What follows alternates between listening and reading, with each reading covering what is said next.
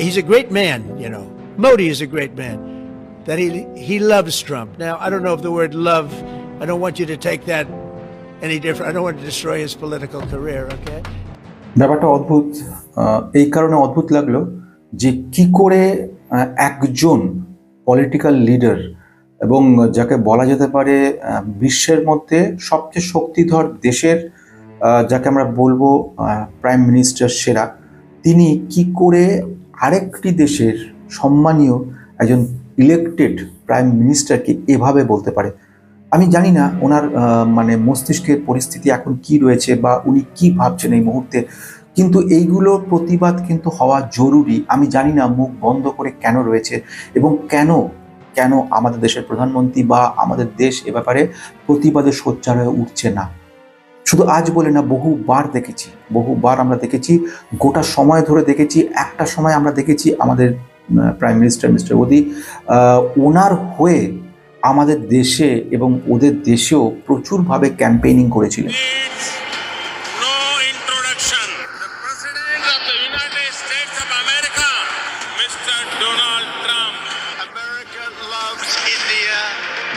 এবং আমি এটা বহুবার দেখেছি অনেক প্রশংসা করতে, বহুবার দেখেছি যেখানে ট্যারিফ দিয়ে রীতিমতো অপমানিত করছে, যেখানে রাশিয়া থেকে আমরা অনেক সস্তায় তেল কিনতে পারছি, সেখানে আমাদেরকে বাধ্য করছে বেশি দামে তেল কিনতে, আমাদেরকে বাধ্য করছে $500 বিলিয়ন সমস্ত সামগ্রীগুলো কিনতে। তার বদলে তারা কি করছে 50% ট্যারিফটা 18% নিয়ে এসছে। কিন্তু একটা ব্যাপার আমি ক্লিয়ার নই এই জায়গাটাতে, যে এমন কি প্রয়োজনীয়তা পড়েছে আমাদের মার্কেটে, ইউএস মার্কেটে প্রয়োজনীয়তা হয়তো রয়েছে কিছু, ইউরোপিয়ান মার্কেট দিকে সেটা তোলা যেত না। আর কেন বলছি কথাটা, সে কথাটা হচ্ছে এটা এক ধরনের চাপ সৃষ্টি হচ্ছে। এবং বারংবার যে কথাটা বলছে, আমি এটাও বুঝতে পারি না যে আমাদের প্রধানমন্ত্রী কেন প্রেস কনফারেন্সে এসে এই ব্যাপারগুলো নিয়ে কথা বলছেন না। এই প্রশ্নটা আমার কাছে থেকে যাচ্ছে। আমি এইটা বুঝতে পারছি না, আমাদের দেশ যেখানে সম্পূর্ণ স্বাধীন, আমরা আত্মনির্ভর ভারত বলে বারবার নিজেদেরকে প্রমাণ করার চেষ্টা করছি, আমরা নিজেদেরকে উন্নত করার চেষ্টা করছি এবং আমরা কারো অংশে কম নই। আমাদের ইকোনমিক গ্রোথ কিন্তু 4th পৃথিবীর মধ্যে। আমাদের আগে কখনো জাপান চলে যাচ্ছে, কখনো আমাদের পিছনে জাপান চলে যাচ্ছে, অর্থাৎ এমন 3rd-এ চলে যাচ্ছি আমরা। তাহলে একটা ইকোনমিক গ্রোথ এত শক্তিশালী একটা দেশকে কেন মেনে নিতে হচ্ছে সবকিছু, এই প্রশ্নটা কিন্তু থাকছে।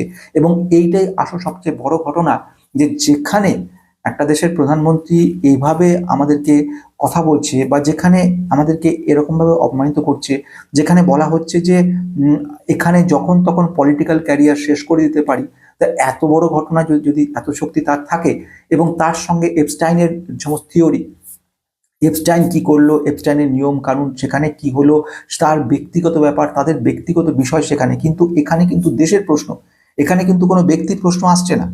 একটা দেশের হয়ে উনি রিপ্রেজেন্ট করছেন, ব্যক্তিগত জায়গার আক্রমণ আলাদা, দেশের হয়ে বলা আলাদা কথা।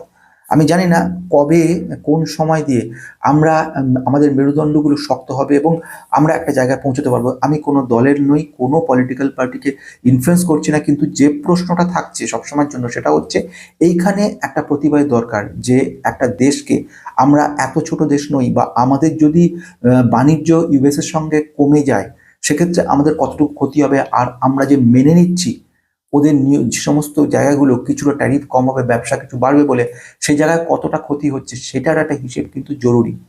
তাহলে কি এত বড় ইউরোপিয়ান ইউনিয়নের সঙ্গে আমাদের বিজনেসের কোনো মিল থাকবে না? তাহলে কোনো ট্রানজাকশন থাকবে না, কোনো ডিমান্ড জায়গা থাকবে না? খুব শিগগিরই ফার্মার যে স্ট্রাইক হতে চলেছে চাষিদের, এবং যেটা আমাদের এলো, প্রচুর পরিমাণে ইউএসএ থেকে কৃষিজ সম্পদ, জেনেটিক্যালি চেঞ্জ কিছু কৃষি সম্পদ সেগুলো আসছে এদেশে, সেখানে অবারিত দরজা খুলে দেওয়া হয়েছে। ওদের দেশের ডেয়ারি প্রোডাক্ট আসছে বারবার করে, যেখানে সরকার থেকে ঘোষণা হচ্ছিল যদি সেটা সত্যি হতো তাহলে পর কিন্তু এরম পরিস্থিতি হতো না। ডেয়ারি ডাইরেক্ট না হলেও ডেয়ারি প্রসেসড ফুডের সংখ্যা কম নয়, কনফেকশনারির সংখ্যা কম নয়, চকোলেট সংখ্যা কম নয়, তার সঙ্গে বিস্কিট সংখ্যা কম নয়, আদার কনফেকশনারি যে প্রোডাক্টগুলো রয়েছে যেগুলো অনেক কোয়ালিটি ভালো এবং তুলনামূলকভাবে দামও খুব বেশি নয়, সেগুলো যখন আমাদের বাজারে চলে আসবে, আমাদের দেশীয় শিল্পগুলোর কি হবে? কি হবে আমাদের যে শিল্পগুলোকে, এমএসএমই সেক্টর যেগুলোকে তুলে আনার চেষ্টা করা হয়েছে, এর উত্তরটা কে দেবে? কোথা থেকে উত্তর পাওয়া যাবে? He is a great friend of mine for a long time. Modi's dear friend Trump has insulted India again. এই সবচেয়ে বড় প্রশ্নের উত্তর একমাত্র যেখান থেকে আসতে পারে যিনি এই দেশের ক্ষমতাধীন রয়েছেন, এবং খুব শিগগিরই তার কাছ থেকে উত্তর কিন্তু সকলেরই চাই। এইটার উত্তর কিন্তু পেতেই হবে। 1 নম্বর পয়েন্ট গেল। 2 নম্বর আসছে এবার মার্কেটের ক্ষেত্রে। মার্কেট যথারীতি কিছুটা লাল কিছুটা সবুজে চলছে। আমরা দেখতে পেলাম এই মুহূর্তে নিফটি রয়েছে 25,970-এ এবং সেন্সেক্স 84,350। এই অবস্থায় নিফটি অটো ক্ষেত্রে 2% আজকে জাম্প করলো। যে ব্যাপারটা আমাদের ইউরোপিয়ান ইউনিয়ন যখন কাজ হলো, ডিল হলো, তখন আমরা দেখেছিলাম অটো সেক্টরটা কিন্তু অনেকটা ডাউন হয়ে গেছিল।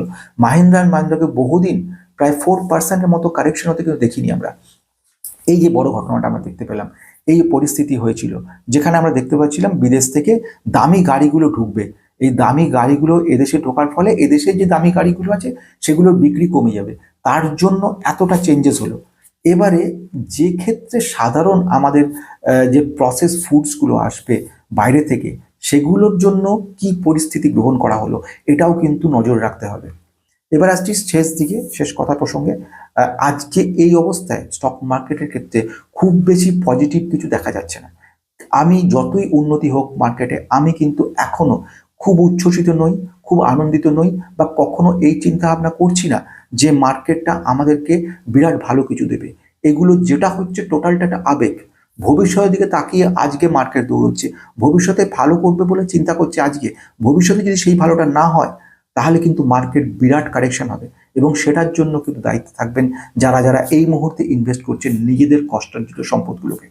2 নম্বর খুব গুরুত্বপূর্ণ একটা পয়েন্টের কথা নিয়ে বলবো, সেটাও খুব মানার ব্যাপার রয়েছে। সেটা হচ্ছে যে যেখানে আমরা দেখতে পাচ্ছি আমাদের মার্কেট নিস্তব্ধ রয়েছে, এবং এতগুলো US president mister Donald Trump এতভাবে অব্লিগেশন দিচ্ছে, এতভাবে বলে চলেছে, চাপ সৃষ্টি করছে, বেশি দামে তেল কিনতে হবে বলছে, তবুও আমাদের দিক থেকে কোনো রকম বিবৃতি, কোনো প্রেস কনফারেন্স আসেনি, কোনো বিবৃতি দেওয়া হয়নি। এইগুলো কিন্তু সাধারণ জনগণের কাছে একটা নেগেটিভ ইম্প্যাক্ট তৈরি করবে। He's a killer. He's tough as hell. No, we will fight. I said, whoa, this is the same man that I know. আমি আগেও বলেছি, এখনো বলছি, কোনো দলের নয়, রাজনৈতিক দলের হয়ে নয়, কিন্তু আমার কাছে অ্যাজ এ ইনভেস্টর হিসেবে যে পয়েন্টটা অবাক লেগেছে, আমার কাছে একজন সাধারণ জনগণ হিসেবে, দেশের একজন যে ভোটিং রাইট দেওয়া জনগণ হিসেবে একটা প্রশ্ন থাকছে, সেটা হচ্ছে আমরা কেন, যেখানে আমরা আত্মনির্ভর ভারত, যেখানে আমরা প্রচুর এক্সপোর্ট করছি, যেখানে আমাদের এত পজিটিভিটি রয়েছে, সেখানে আমরা কেন পিছিয়ে যাব এই সামান্য কথাতে। উনি একটার পর একটা রিলিজ করে চলেছেন, বিভিন্ন রকমভাবে ভয় দেখাচ্ছেন, ব্ল্যাকমেল করছেন, চাপ সৃষ্টি করছেন, বাড়িয়ে দেবো, অমুক করবো, তমুক করবো, আর আমরা সেগুলোকে মেনে নিচ্ছি। এইটাই আলটিমেটলি আমাদের কিন্তু ভবিষ্যতে বড় ধাক্কা তৈরি করবে।